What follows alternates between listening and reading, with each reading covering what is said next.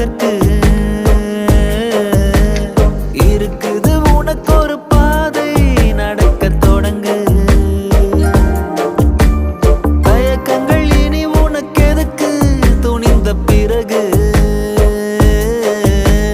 நடப்பது நடக்கட்டும், வாழ்வில் கடக்க பழகு.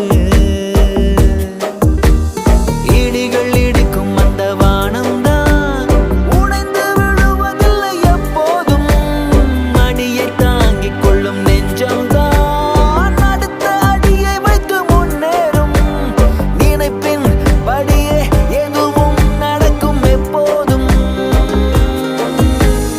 உலகினில் மிக உயரம் மனிதனின் சிறு இதயம், நினைவுகள் பல சுமக்கும் நிஜத்தின்.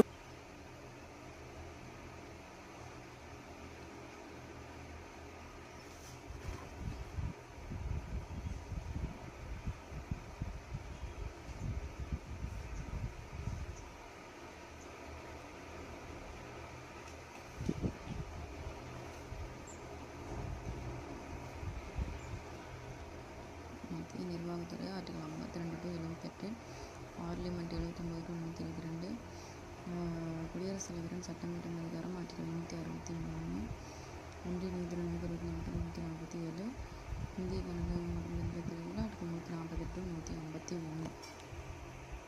மத்திய நிர்வாகத்துறை 52 to 78,